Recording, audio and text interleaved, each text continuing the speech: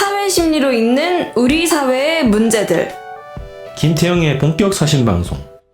껍데기는 가라. 껍데기는 가라 9회 시작할 수 있도록 하겠습니다. 반갑습니다. 안녕하세요. 2주 만에 또 뵙는데 요즘 왜 이렇게 빨리 보는 것 같지? 지겨우신가 봐요. 아니 이게 부담이 돼서 그런가?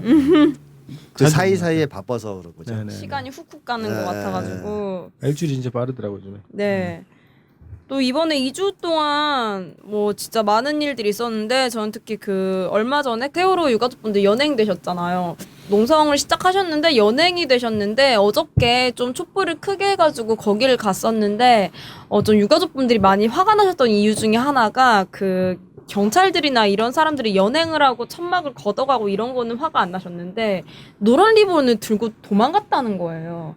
이렇게 만들어 놓은 거를. 네, 그걸 돌려주려고 애원을 해도 안 돌려주고 심지어 뭐 그러니까 너무 유치하잖아요 그런 것들이. 근데 노란 리본이 가족들에게 느끼기에는 정말 많은 사람들이 세월호를 기억한다라는 그런 상징적이고 어쩌면 되게 건드려서는 안 되는 그런 의미인데 그걸 너무 장난스럽게 너무 놀리는 식으로 가져갔다라는 게 많이 화가 나셨다는 이야기를 좀 하시더라고요. 그래서 다들 이제 연행이 한 4분 되셨는데 다 이제 풀려나시고 다시 이제 농성을 시작하시는 걸로 알고 있는데 그 세월호 감축이 이런 것들이 너무 커지고 특조위 해산 압박도 심해지다 보니까 뭐 세월호 동아리를 하는 저로서는 거기 문제 좀 예민하게 주목하는 그런 2주를 보낸 것 같아요. 오늘은 긴급 각계각층 회의도 농성장 옆에서 있었다고 그 소식 들어온 거 보면은 네. 오늘이 6월 28일이잖아요. 네네. 기자회견 국회 앞에서 하려고 그러는데 버스에서 내려가지고 짐칸을 딱 가족들이 짐칸을 딱 여는 순간에 경찰들이 와가지고 사람들 밀어내고 피켓, 세월호 기억 팔찌 이런 것들을 뺏어가고 훼손하고 그랬더니 그래서 고착시키고 뭐 그래서 기자회견을 못하게 하고 있고 봉쇄하고 있고 뭐 다수가 또 부상당하고 그랬다는 겁니다. 이게 그 정권한테 이 세월호 팔찌 이게 리본 이런 게 트라우마가 됐나 봐. 이게 제가 이제 운전 가끔 이렇게 하다 보면은 차에 그런 게 많이 붙어 있거든요. 세월호 마크. 예, 네. 기억 잊지 네. 않겠습니다. 그러니까 의외로 제가 많이 보거든요. 네. 그래서 야 이게 상당히 많이 퍼져 있는 거거든요. 그렇게 보면은 정부 입장에서 보면은 이게 무서울 것 같아. 그래서 막 좀 주목을 계속해서 해야 될 것 같다는 싸워야죠. 밝혀야죠. 네, 세월호 밝히고 문제는. 싸우고. 네. 그래서 이게 하여튼 굉장히 많은 국민들이 지켜보고 있고 이래서 정부 입장에서 더 이렇게 예민하게 좀 반응하는 것 같고 그래서 이게 결국은 정권의 앙클레스라는 것이 또 역으로도 증명되는 그런 사안인 것 같아요. 또 최근에 또 뭐 400톤 철근. 철근이 이제 방전기지용으로 실렸다 이런 얘기도 있고. 제주 해군기지로 가려던 그거죠. 저희도 이제 조사를 해보고 있는데 새로운 가설을 써야 될 수도 있고 하여튼 여러 가지 이제 있는데 어쨌든 국정원이 직접 관할을 할 수밖에 없겠구나 싶더라고. 이런 저런 이제 정황을 보더라도. 해군기지에 가는 게 들었으면 그렇죠. 뭐. 그거 사실 하나만으로도 국정원이 직접 관할할 수밖에 없는 뭐 이런 상황이었겠다 싶더라고요. 그 적고 정황들은 드러나는데 결정적 증거 없이는 상상이라고 할 수 덮어 씌울 수 있으니까 계속해서 감추기 뭐 이런 걸 하려는 것 같은데 최근에 그 기사 딱 보니까 중국의 지금 인양 업체가 셀비지라고 중국 업체잖아요. 돈을 많이 들였단 말이지. 근데 인양 전에 한국의 대기업에서 공짜로 인용해주겠다라고 제안도 있었다는 거야. 근데 굳이 돈을 주면서까지 외국 업체에다가 맡긴 이유가 뭘까? 더 의심이 드는 거죠. 그래서 이 배 자체가 인양이 되더라도 많이 증거가 훼손되지 않았을까 싶기도 하고. 어쨌든 계속 관심을 가졌으면 좋겠습니다. 네. 저는 지난주에 아주 남북 관계에서 또 중요한 재판이 있었습니다. 6월 21일 날 그 북한 해외 식당 종업원들 관련해서 인신구제 신청 관련 재판이 있었어요. 뭐 인신구제 신청은 저희 이제 방송 보시면은 이제 자세하게 나와 있는데 그분들이 불법으로 구금되어 있냐 아니면 자의적 의사에 의해서 거기에 보호되어 있냐 이런 것들을 가리는 재판을 하는 거거든요. 그래서 21일 날 재판부에서 출석을 하라고 이제 명령을 내려가지고 재판이 열리게 됐는데 결국은 이제 국정원에서 안 내보낸 거죠.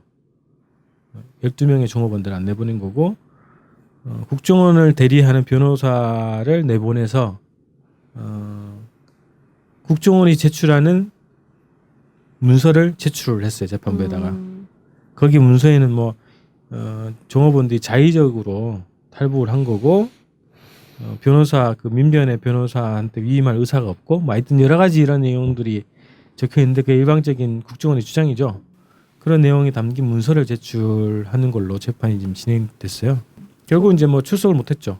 출석 안 한 건지 못한 건지 모르겠는데 어쨌든 12명의 종업원들이 재판에 나오지 않은 상태에서 재판을 종결하려고 판사가 했는데 민변 측 변호사들이 재판부 기피 신청하는 걸 일단 일단락이 돼서 그날은. 근데 이제 향후에 어떻게 재판부 기피 신청이 받아들여져서 뭐 새로운 재판부에서도 다시 재판이 열릴지 그건 좀 두고 봐야 되겠고요.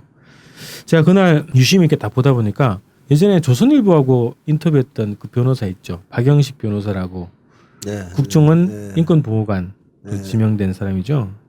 그게 나왔더라고요.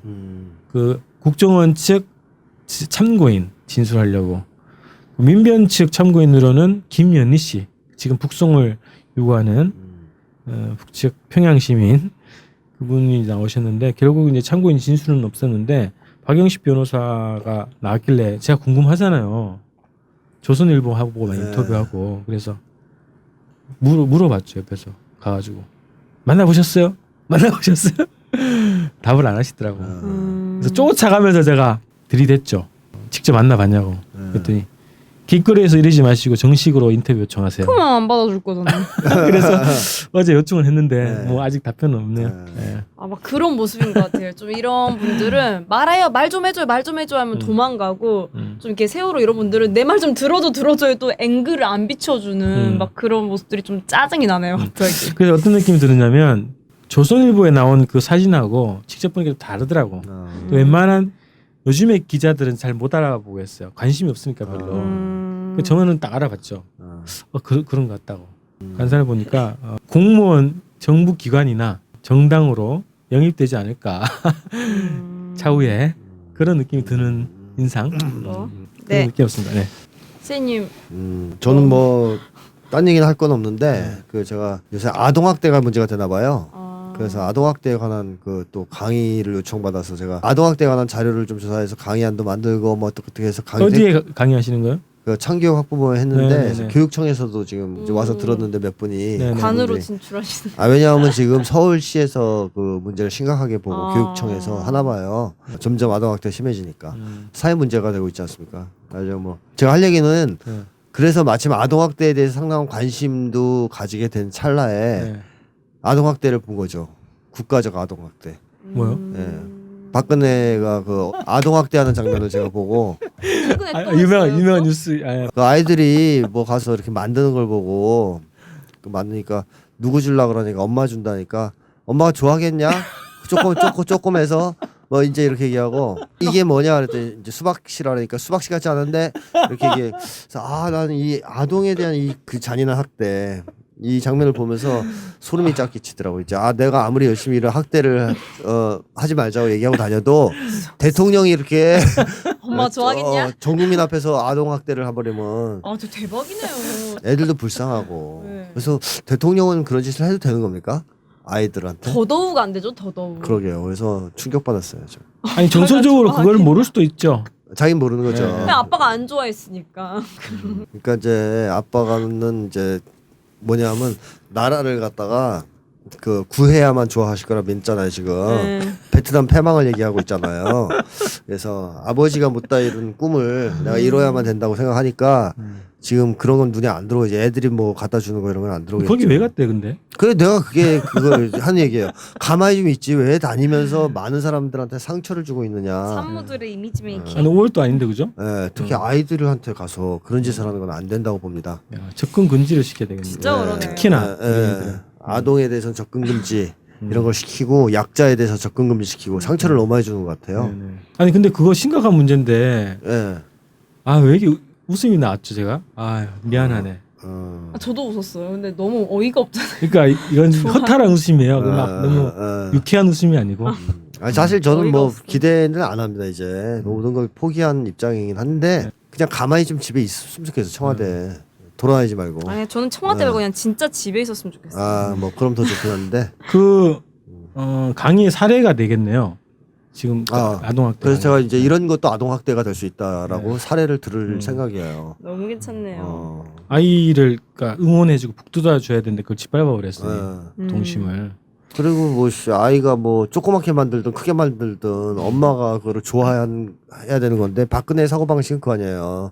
천박한 물질주의. 그쵸. 크게 만들고 좋은 거 만들어야 엄마 기뻐하실 거 아니냐. 또 이게 딱 기준에 맞아야 되는 거예요. 그런 거. 그리고 뭐 부모 자식 관계의 본질을 이해 못하는 사람이고 그다음에 수박 씨를 뭐 호박 씨처럼 만들든 뭐 하든 그게 뭘 의미하는지 잘 모르는 것 같고 해서 야 이게 참 심각하구나 이런 생각이 들더라고요. 지난번 우리 그 박근혜의 심리 얘기하면서 아버지에 대한 사랑을 갈구하는 거 그런 심리가 그 단어에 그 문장에 딱 들어가 있네요. 엄마가 좋아하겠니? 그러니까 평생 그렇게 산 거죠.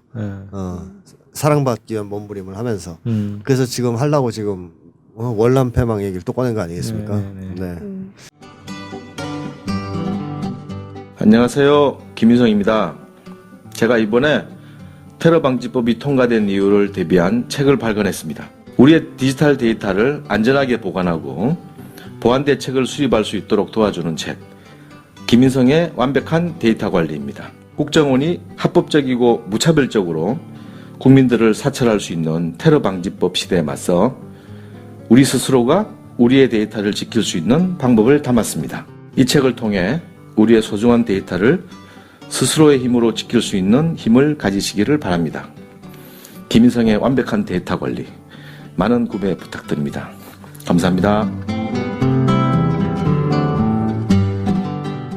우리의 근황은 항상 그렇네요. 우리의 근황이 아니고 사회의 근황이야? 사회의 근황인 거죠. 뭐 그만큼 활발하게 활동하고 있는 것 뭔 같은데. 걱정이 게 많은지 사회에 대해서. 근데 참 우리의 근황 말고도 항상 그 외에 미친 뉴스들이 많은 거 보면은 사회가 진짜 병들어 있는 것 같은데 오늘 일부 미친 뉴스 첫 번째 주제는 이어지는 죽음들입니다. 저희가 오늘이 6월 28일이죠. 녹화한 날짜. 근데 정확하게 한 달 전에 구의역 스크린도어에서 19살 영업업체 노동자가 수리 작업 도중에 숨지는 일이 발생을 했는데 사실 그게 뭐 너무 혹독한 시간 뭐 3사인이 조를 지어서 하루에 45개역을 막 가야 되고 뭐 이런 혹독한 그 고강도의 노동을 지킬 수 없는 매뉴얼 하나 던져주면서 우리는 안전을 강조했다라고 이야기하는 영업체에 대한 문제점들이 계속 대두가 됐었는데 그 이후로도 계속해서 죽음들이 이어지고 있는 상황이에요. 정말 많은 사람들이 추모를 했고 정말 구의역 그 몇 다시 몇이죠 거기가? 뭐 많은 추모 행렬이라던가 이어졌음에도 불구하고 계속해서 죽음은 있더라고요. 지하철 공사장 남양주 거기에서도 이제 하층 노동자 4명 돌아가셨고 경북 보령에 있는 제지 공장에서 탱크 청소하던 분들이 3명이 질식사하셨고 또 최근이죠 택배 노동자 16시간 연속으로 일하시다가 이제 과로로 돌아가신 게 있었고요. 택배 노동자분들은 그 1분에 1개를 배달해야 되는 계산해 보면 그 꼴로 노동을 해야 되셨다 하더라고요. 말이 안 되는데. 그 느낌이 저는 그 기사를 딱 보면서 16시간 이제 일하시고 그 낮에도 이제 경비원 아저씨하고랑 같이 얘기하고 같이 좀 옮기고 뭐 이랬다는 거 아니에요? 그러고 나서 이제 집에서 돌아가신 건데 느낌이 좀 오더라고. 저도 이제 나이가 좀 되고 최근에 좀 아픈 데가 좀 생기고 그러니까 어느 날은 이런 게 죽음을 앞둔 건가? 이런 느낌이 약간 살짝 들어왔어요.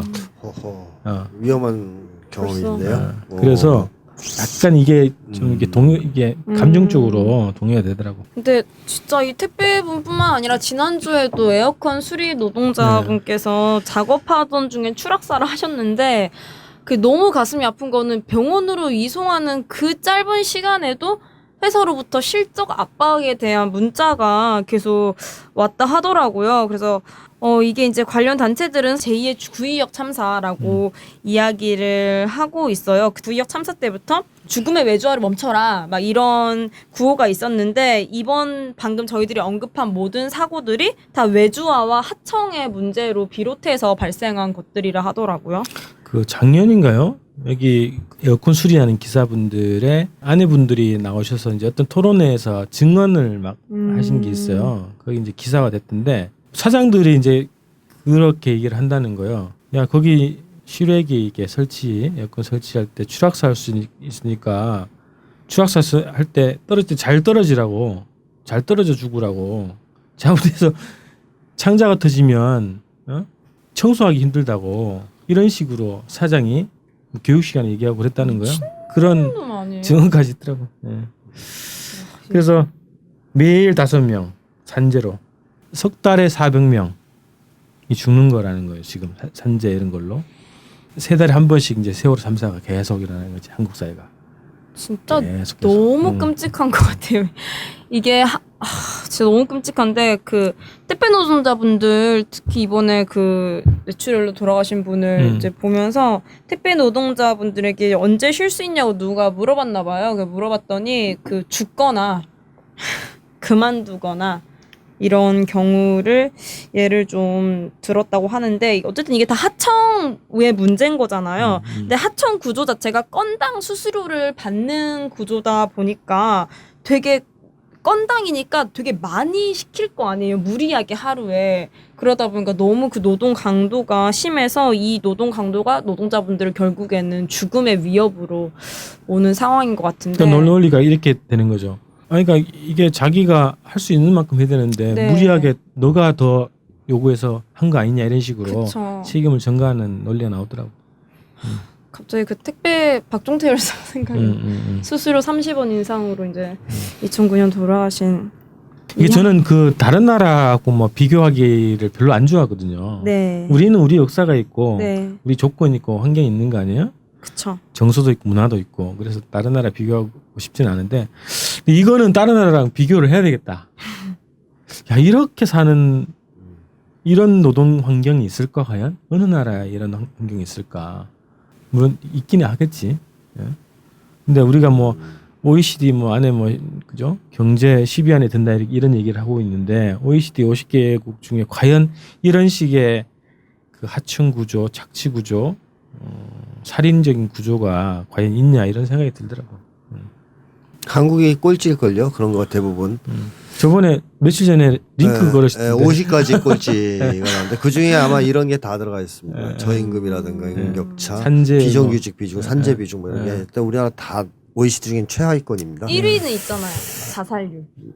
거꾸로 1등까지 해서. 거꾸로 1등. 그거 많아요. 거꾸로 1등도. 노인. 이제 뭐 이런 걸 보면 우리나라가 확실히 이제 끝까지 왔다, 막판까지 왔다 이런 생각이 들고 최악의 시스템을 우리가 한번 경험해보고 있지 않느냐 하는 생각도 들어요. 그래서 이제는 좀 바꿔야 될 때가 왔다. 바꾸지 않으면 정말 아까 말씀하셨듯이 사람이 너무 쉽게 죽는 세상이 돼버리지 않습니까?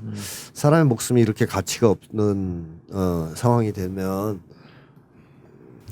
2017년부터 본격적으로 인구가 줄기 시작해서 2020년부터 인구 절벽이 온다 그러죠. 네네. 이 상황에서 국가를 유지한다는 것은 불가능하잖아요. 그거는 뭐 제가 특별히 뭐 강조하지 않아도 상식적으로 다 이미 알려져 있는 건데, 근데 문제는 한국의 지배층은 이 국가 붕괴 상황에서 대책이 없는 거예요. 김무성이 그래서 애 나라고 그러잖아요. 3명 나라. 네. 그다음에 뭐 조선족하고 나라 뭐 그런 얘기 했었죠. 수입 얘기도 하고.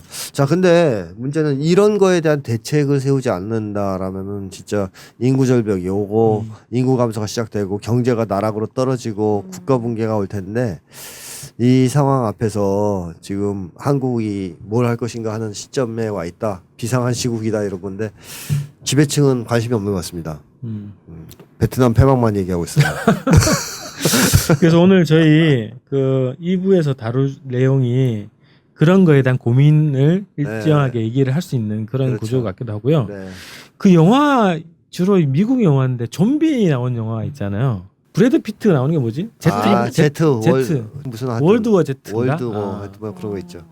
그런 게 걔네들의 미래상을 보여주는 영화라는 거예요. 그래서 소수가 이렇게 벽을 치고 살잖아요. 네. 밖에는 좀비들이 막 너무 올라오고 하고. 아. 그러니까 이제 인구 절벽하니까 그런 얘기 드는 거예요. 음. 이 소수의 이 재원을 가지고 소수가 독점을 하는 구조. 그래서 거기에 벽을 치는 구조. 인구 절벽이 되면 그것도 못 해요. 다수가 있어요. 뭐 뜯어먹을 게 있죠. 네. 그래서 애나라고 하는 거겠죠. 그렇죠. 사회가 유지가 안 되는데요. 뭐. 그래서 미래 사회를 우리가 인간의 가치가 보장되는 미래 사회를 어떻게 그려날 것인가에 대해서 자유로운 사고를 하기 위한 네. 주제로 2부에 네. 토론을 좀 이어가는 걸로 하고요. 네, 네. 첫 번째 미친 뉴스는 이렇게 정리 한번 해보죠. 네. 대표님, 주권방송에서 샴푸를 공동 구매한다면서요? 네, 주권방송 후원을 위한 천연 한방 샴푸 100세트를 한정 공동 구매하고 있습니다. 네, 천연 한방 샴푸라고요? 경피독이라고 들어보셨죠? 피부를 통해서 흡수되는 독인데요. 피부를 통한 흡수는 매우 빠르고 해독이 되지 않아서 인체에 치명적입니다. 샴푸, 바디워시 등에 있는 합성 계면 활성제, 증점제, 방부제들이 다 피부에 흡수되는 독입니다. 방부제, 증점제, 산도 조절제를 사용하지 않고 한방 샴푸는 유익한 미생물과 천연 약재, 추출물을 사용하여 만든 샴푸입니다. 그게 그렇게 좋나요? KM 미생물을 사용해서 두피에 기생하는 모낭충, 피등균을 감소시키고 천연 방부 효과가 있는 정향과 계지를 사용해서 피부 트러블이 거의 없습니다. 아, 네, 탈모 방지 효과도 있다면서요? 천연 약재 추출물을 사용해서 지속적으로 사용할 경우에 머리카락이 덜 빠지게 되고요.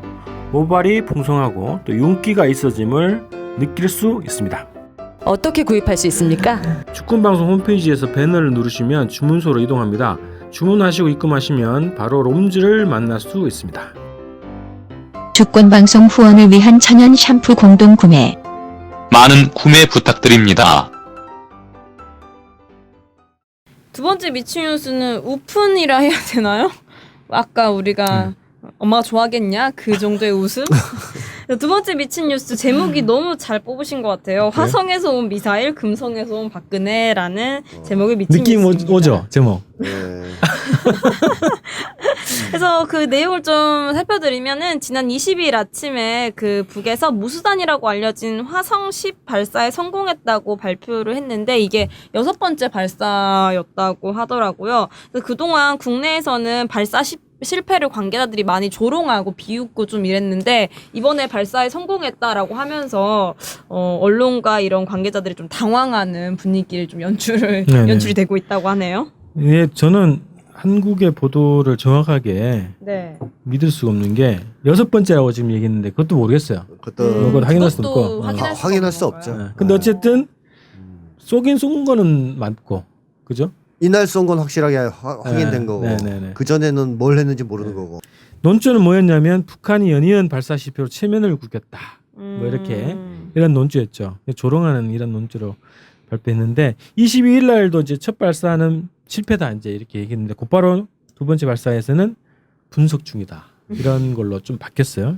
근데 이제 북한과 최고의 이런 지금 싸움의 적점에 서 있는 미국에서도 북한 미사일 대기권 재진입 성공이라고 좀 확인을 했고 일본 방위성에서도 가장 앞서서 이게 1000km 고도로 날아갔다라고 발표를 했죠. 네. 아니, 일본이 보니까 이게 추적 기술이 꽤 되나 봐요. 수준이. 위성을 운영하고 있지 않습니까? 네, 일본은 네. 독자 정보 수집을 하죠. 그래서 그 나름. 광명성 4호 쏠 때도 네. 이제 일본에서 그거 다 추적을 해서 촬영을 했거든. 그래서 그런 촬영 추적 기술은 좀 되는가 보더라고. 일본이. 군사위성이 있는데 미국만큼은 없어요. 네. 나름. 그래서 미국에서 가까워서 그런가? 미국에서 정보를 좀 줘야 되고 네. 일본에서는 항상 북의 동향에 관심이 많죠. 위험하니까. 네. 미사일이 날라오면 바로 죽는 게 자기들이니까 관심이 많죠. 그래서 오늘 우리는 이제 그 발사 내용 이 군사적으로 어떤 의미인가 이거는 이제 통일 콘서트에서 이제 다뤘겠으니까 네. 거기 보시면 될 것 같고 여기에서는 예. 우리 사회 심리 이거에 대한 반응에 대한 심리 이야기를 좀 해봤으면 좋겠고요. 예. 그 전에 이제 제가 페이스북에도 공유를 했는데 세계일보 기사 잠깐 소개를 할게요. 네. 기사 제목이 이게 아닌데 편견이 낳은 북 무수단 쇼크 뭐 이런 제목이에요. 자, 북한에 대한 정보가 부족하다 보니 북한은 악의 무리다. 북한의 기술과 경제력은 우리보다 낫다. 식의 고정관념과 편견에 기반한 추측이 개입하기 쉽다. 추측과 왜곡이 개입하면 정보의 실체가 가려지거나 관과되면서 국가 안보에 심각한 위협을 가져올 수 있다. 북한을 있는 그대로 바라보지 않으면 정보 실패는 계속될 것이다. 지금 군에 필요한 것은 북한을 들여다볼 정찰 위성이 아니라 편견 없는 세상을 꿈꾸며 출연자들에게 가면을 씌우는 예능 프로그램 복면가왕일지도 모른다. 이게 저희 방송에서 계속 했던 얘기 아닙니까? 그러니까 정보를 정확하게 공개하고 네. 정확한 정보에 기초해서 판단할 것. 안 네, 그러면 네. 계속 실패한다.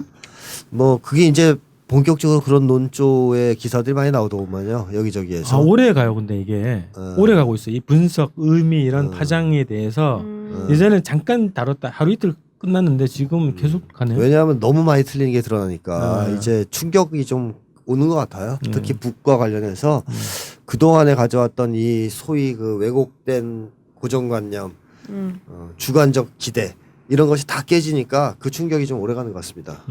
더 이상 이제 조작하거나 부정하기 힘든 정도의 충격들을 받고 있는 것 같아요. 그래서 중앙일보 이런 데 논설이나 논조도 많이 달라졌더라고요. 맞아요. 네, 네. 좀 어떻게 달라졌나요? 정신 차리자는 쪽으로. 아, 인정할 우리나라 건 정신 인정할 건 차리자. 인정하고 그리고 정보 왜곡하지 말고 하는 쪽으로 약간 바뀌고 평화협정 얘기도 꺼냅니다. 중앙일보에선. 근데 그런 어쨌든 보수 좀 언론이라는 동아일보에서도 그런 얘기를 꺼내는데 그 엄마가 좋아하시겠냐? 예, 명언을 날리신 네. 박근혜 대통령은 전혀 이제 동의하지 않으시나 봐요. 그 27일에 수석 비서관 회의에서 북한을 변화시킬 수 있는 유일한 방법이 더욱더 강력한 제재와 압박을 가해야 한다라고 하면서 우리와 국제사회의 의지가 정말 핵 미사일 도발보다 더 크다라는 것을 보여줘야 된다고 강조를 하셨다고 했는데 대통령은 국가가 위기에 처했을 때 가장 무서운 것이 내부의 분열과 무관심을 생각하고 있나 봐요. 그래서 지금 우리의 분열을 이제 조금 경계하면서 북한을 옹호하는 세력들을 막아야 한다라고 언급을 하는데 여기에 이제 월남 폐망 네, 얘기. 네, 월남 나온 폐망 거죠. 얘기가 네. 이제 나온 거죠. 월남이 폐망했을 때 내부 분열과 무관심이 월남 폐망의 원인이다 이런 걸 이분은 그렇게 역사를 정리를 하신 것 같아. 이제 박근혜는 계속 얘기하면 무서운 상태고 지금 겁이 나 있고 잔뜩 겁이 나 있기 때문에 딴 생각을 못 하는 상황인 것 같고 그래서 자기가 이 상황에서 만약에 양보하거나 방향을 바꾼다면 또 아빠가 싫어할 거 아니에요. 그래서 아빠가 좋아하시지 않을 테니까 방향을 바꿀 수도 없고 그래서 거의 그냥 지금은 악을 쓰고 있는 단계 같은 느낌. 옆에서 이 참모들 중에 네. 그런 놈이 있나 봐요. 아빠가 좋아하시겠니? 이런 걸 아빠 계속 옆에서 근데 진짜 내가 박근혜 대통령이면 너무 무서울 것 같은 게 국민도 못 믿는 거잖아요. 그러니까 못 믿죠. 국민도 조금만 진보적인 이야기, 조금만 정부에 반하는 이야기라면 다 종북 세력으로 규정을 하는데 종북 세력을 막아야 된다라고 말하는 박근혜 대통령한테는 국민도 못 믿고 미국도 말 안 들어주고 북한은 무섭고 하니까 되게 고립되어 있어서 제정신이 진짜 아닐 것 같은데. 월남의 상황이라고 딱 느끼는 거죠 본인이. 아하. 나는 지금 월남에 살고 있어. 월남을 책임진다 사람이야. 이 굉장히 큰 발언이거든요. 예, 의미가. 예. 무식한 발언이긴 하지만 예, 예. 개인적으로는 의미가 큰 발언인 거죠. 그만큼 지금 몰려 있다는 거죠. 상태가 안 좋다.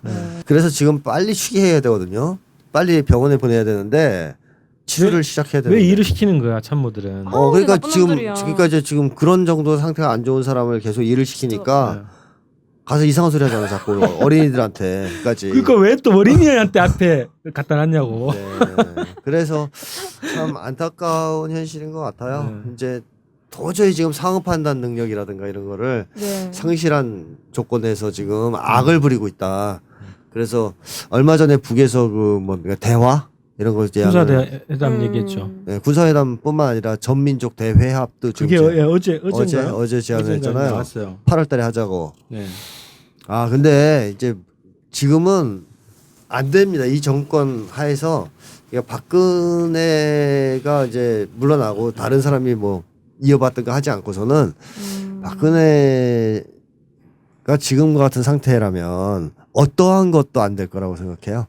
그래서 북에서 이번에 그 편지를 공개서 보낼 때 네네. 박근혜는 빼고 황교안한테만 보냈던데요. 황교안한테요? 청와대 실장들. 실장들. 보면은 이제 뭐 김관진. 김관진 실장도 네. 포함되겠죠. 국무총리, 네, 황교안. 장관, 차관을 비롯한 남조선 당국자들, 국회의장 정세균, 부의장들인 박주선, 신재철 등등 예, 하여튼. 예, 뭐각 당 뭐 이렇게 딱 나와 있고. 근데 뭐 국회에서는 그 국회 차원의 만남, 국회회담? 네, 국회회담을 얘기를 해서 어떻게 보면 계속 박근혜 정부를 압박하는 건데 이런 상황에서 2년을 버틸 수 있을까요, 박근혜 정부가? 어쨌든 2년 뒤에 기다렸다 새 그거 되면 되자 이런 생각 안 돼요. 그건 저는 예언하건데 네. 안 된다고 생각합니다. 상태가 너무 나빠져서 지금은 전국 수습 능력을 상실했다고 봅니다. 네. 미국도 아마 예측할 것 같아요. 저번에 아. 미국의 그 국가정보국장 클리퍼 왔다 갔잖아요. 네. 두 가지 얘기를 했다는 거예요. 그러니까 평화협정 체결 관련한 어떻게 보면 통보겠죠. 네. 뭐 어디까지 양보할 수 있냐 무슨 한국 정부한테 물어봐 그거를. 그렇죠. 이 준비해라 정도 할 건데 준비해라 뭐 이런 일단 얘기죠. 염두에 두고 그다음에 또 하나는 한국 정부는 계속 비핵화를 주장해라 이렇게 얘기했다는 거예요. 네. 그두 가지를 얘기하고 갔다는가. 그래서 한국 정부가 계속 비핵화를 얘기를 하잖아요. 네. 그런 상황에서 북에서는 군사회담을 낙제한 거죠. 군사회담 제안해도 비핵화 계속 비핵화. 이거는 미국한테 받은 임무거든. 네. 그래서 지금 그 수석께서 얘기했던 거는 그 임무를 계속 수행하는 중인데 또 하나는 불안한 거지. 남베트남도 미국의 지원을 받았잖아요. 네. 그렇죠. 근데 패망을 했단 말이지. 하루아침에 손댔죠. 자기 입장에서는 미국의 그 임무를 지금 수행을 하고 있긴 한데 굉장히 불안한 상황을 표현한 것이다. 베트남 언급한 거는 미국의 귀에도 좀 거슬렸을 것 같아요. 박근혜는 경고한 거 미국 못 믿어요. 그쵸. 박정희도 못 아버지의 믿었잖아요. 그때. 후반부에. 그쵸, 그쵸. 그래서 미국 못 믿어요. 그렇다고 박근혜가? 반민주화가 되기도 어렵고. 근데 월남이 왜 패망했습니까? 월남은 왜냐하면 정통성이 없었기 때문에 패망한 거죠. 기본적으로. 그러니까 베트남의 그 애국자는 호지명 아닙니까? 호치민. 예. 호치민은 독립운동가였고 네. 베트남에서 독립운동의 지도자였죠. 아주 그 애국자고. 남베트남 같은 경우에는 미국이 조작해낸 어떤 괴뢰 정권 같은 거죠. 이승만과 비슷한. 그래서 정통성도 없었고 심각하게 부패했었고 뭐 무기는 많이 받았는데 미국한테. 그러니까 사기가 확 떨어져 있었죠. 군대가. 아니 그 미국에서 지원받은 무기가 곧바로 네. 그냥 시장에서 팔렸다 그러는데. 그러니까 이제 그만큼 부패해 있었던 거죠. 네. 지금 우리나라 군대도 비슷하지 않습니까? 그쵸. 10,000원짜리 USB를 95만 원에 납품하는 군대 아니에요. 그러니까 이제 이런 상황이다 보니까 망한 거지. 그러니까 만약에 박근혜가 정말 나라를 구하고 싶으면 USB 10,000원짜리 10,000원에 사는 군대를 만들고 또 저번에 잠수함이 뭐 물에 안 들어간다 그러더라고요. 잘못 만들어서. 방산비리 때문에. 이렇게 물 속에 들어가야 잠수함이. 그렇죠. 안 들어간다. 잠수 능력이 없다. 뭐 이런 얘기가 나오는데 그때 뭐 그 우리나라 수륙양용 장갑차가 물에 잠겨서 죽고 그랬지 않습니까? 네.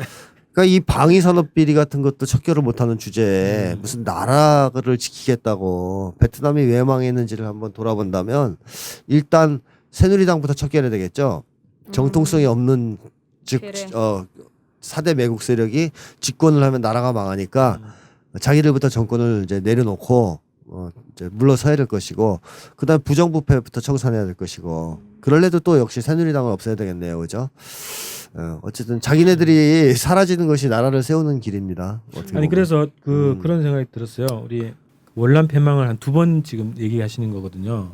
올해 초에 했었죠. 네. 네. 그래서 월남 패망사를 우리가 전 국민적으로 왜 망했냐 월남이 이런 것들을 공부를 해야 될 필요가 있겠어요. 그냥 단순하게 지금 박근혜 씨의 이제 역사관으로는 월남 패망이 내부의 무관심, 뭐 분열 이런 것 때문이다. 뭐 하여튼 그런 식으로 평가하는 거 아닙니까, 그죠? 남 탓하는 거 아니에요? 네. 그래서 월남 패망사에 대해서 정확하게 지금 공부를 할 필요가 있겠다. 네. 사실은 그걸 월남 패망을 하면 안 돼요. 베트남 통일이죠. 베트남 원래 통일 국가였고요. 미국에 의해서 네. 분단되기 전까지는 근데 미국에 의해서 인위적 분단이 됐고 그걸 통일한 겁니다. 그렇게 봐야 되는데 박근혜는 이상하게도 그 월남에 대한 애착이 너무 크신 것 같아요. 베트남 통일이죠. 분단된 상태에 있는 것보단 지금이 훨씬 좋은 거 아닙니까? 그쵸. 네. 그래서 공부를 우리가 다시 하자는 거고 네. 분열을 깨하고 부를 옹호하는 세력들을 막아야 된다라는 것이 이게 경향신문에서 곧바로 또 사설로 이걸 네. 비판을 했더라고요. 네. 지금 어느 때인데 아직까지 색깔물이 하고 있고 어. 총선의 결과를 받아들이지 않고 이러고 있냐 이런 식으로 얘기를 하더라고요. 근데 경향신문 정도에서도 그렇게 비판을 받고 있는 거라고 딱 봤을 때, 야 이게 그냥 청와대 안에서 그냥 소리 혼자 지르는 거구나 네. 이런 분위기가 이런 느낌이 들고 지금 우리 국민들이 딱 이성적으로 딱 보기에도 남쪽 자체에서는 이런 사회 체제는 더 이상 안 된다라는 게 막 끌어오르고 있고 또 한반도 전체 차원으로 봤을 때는 대화하고 협력으로 가자 이런 분위기가 지금 형성되고 있는 상황이거든요. 네. 그래서 이렇게 청와대에서 혼자 외치고 계시는 상황인 것 같아요. 요즘 외롭겠어요. 외로우니까 옆에 그 내시들 있잖아요. 네. 내시들이 아빠 가면 쓰고 옆에서 박수 쳐주고 있겠죠. 정말 이 정신이 분열된 사람들이 통치하는 사회에 살기 너무 힘들 것 같네요. 매번 방송을 느끼지만 매번 목숨의 위협을 느껴요. 내가 대한민국이라는 세월호에서 침몰하거나 아니면 전쟁이 일어나서 죽거나 이 둘 중에 하나의 삶이 될까봐 항상 두려운데 좀 정신을 차리고 어차피 죽으면 전쟁이 일어나서 죽으면 우리만 죽는 게 아니잖아요. 그런데 전쟁이 일어나면 왜 죽는다고 생각하십니까? 네? 얼마 전에 기사 그런 게 나왔잖아요. 이라크에서 5년간 전쟁으로 죽은 숫자보다 한국에서 자살한 사람이 5년간 자살한 사람이 2배가 많아요. 너무 그리고 끔찍하네요. 아프가니스탄 5년간 전쟁으로 사망한 사람보다 한국이 자살한 사람이 5배 많아요. 지구상의 진짜로 어떤 모르네. 전쟁 국가보다도 자살로 더 많이 죽기 때문에 한국 사람들이 그렇게 생각한다는 거예요. 전쟁 안 나서 우리 뭐 어째 다행이다. 웃기는 소리 하지 말라는 거죠. 네. 웃긴 소리인 전쟁 것 같아요. 나도 이렇게 많이는 안 죽는다는 거죠. 지금 우리는 전쟁보다 더 끔찍한 사회. 그죠 아까 말씀드렸던 것처럼 3개월에 예.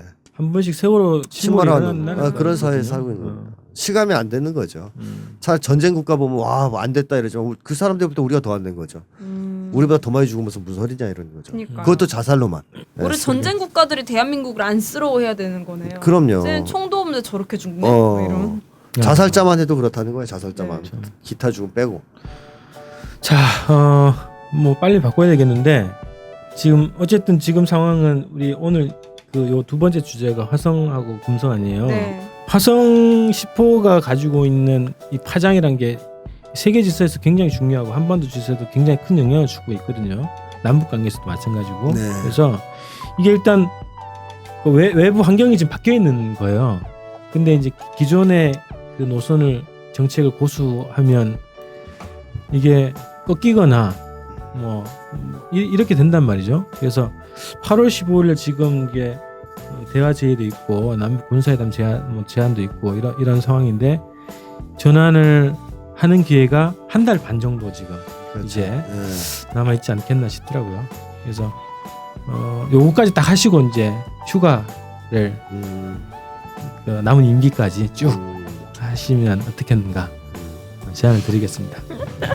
네, 그 제안이 방송을 보실지 모르겠지만 잘 전달되기를 바라며 오늘 껍데기 등가라 9회 일부 미친 뉴스를 마칠 수 있도록 하겠습니다. 네, 그렇습니다. 감사합니다.